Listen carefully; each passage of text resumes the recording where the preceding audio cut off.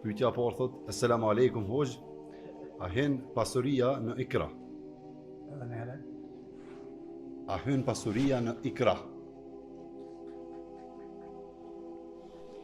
Unë po mendoj se, po dhe më thonë, nëse të kërcënojnë me ta marrë pasurinë, a llogaritet presion, dhunë, nëse është kështu. Dhe përgjigja është nuk hyn. Ikra është dhuna për të cilën lejohet me shqiptue fjalë të kufrit. Kjo është ikra. Dhuna për të cilën lejohet me shqiptue fjalë të kufrit. Kohën e pejgamberit sallallahu alaihi wasallam i kanë zonë mushrik 2 sahabi. Edhe kanë thonë, keni me shoh Muhammedin sallallahu alaihi wasallam, për ndryshe kemi me ju mbyt. Kjo është dhunë, kërcënim me dhunë. Njëri sahabi nuk ka pranuar me ofendue pejgamberin sallallahu alaihi wasallam dhe e kanë mbyt. Sahabiu tjetër e ka pranuar këtë fjalë, mos me thonë që s'është pejgamberi kur gjë, as s'është pejgamber as kur gjë, as i dërguar as kur gjë, as nuk e besoj as kur gjë, edhe e kanë liru. Kjo që u liru pastaj ka ardhur te Muhamedi sallallahu alaihi wasallam dhe ja ka shpjeguar çështjen. Pejgamberi sallallahu alaihi wasallam ka thënë se për këtë të parit se huwa shahid, ai është shahid. Dhe është më i mirë se ky i dyti, s'ka diskutim. Se shahidi është më i mirë se ai që s'është shahid.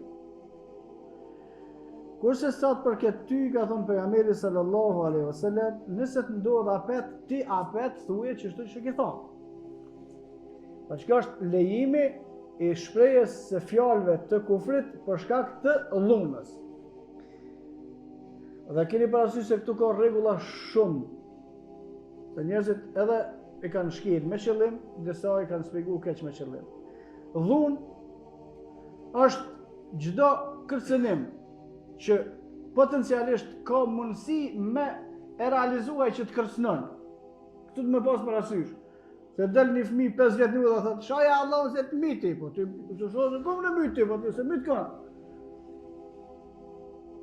Kjo është me po a ka mundësi realizimit që ati kërcënimit që e bën. E para, e dyta, kërcënimi që e bën, kanë thonë dietar, duhet me qenë kërcënim për jetë ose kërcënim për gjymtim serioz të përjetshëm.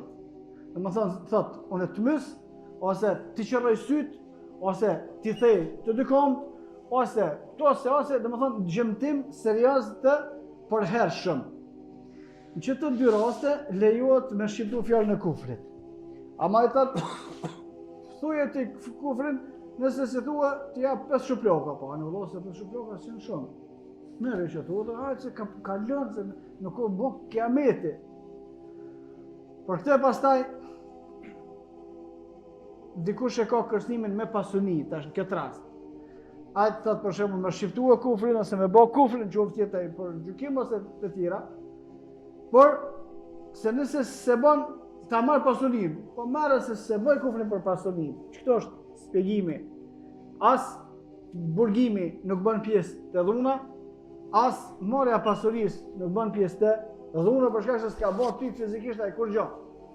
Kërcënimi me dhunë, i cili e lejon shqiptimin ato, vetëm shqiptimin, jo veprimin, se s'lejohet me bë veprat e kufrit hiç, edhe nëse të myt, edhe nëse çka do të bën. Ama lejohet vetëm shqiptimi, fjala, nuk lejohet veprimi nëse kërcënimi është me jetë ose me gjymtim të përhershëm dhe kërcënuesi ka potencial me realizue atë kërcënim që e bën. Kurse për pasuni e këto tjerat nuk bën pjesë të ikrahu, vallahu a'lam.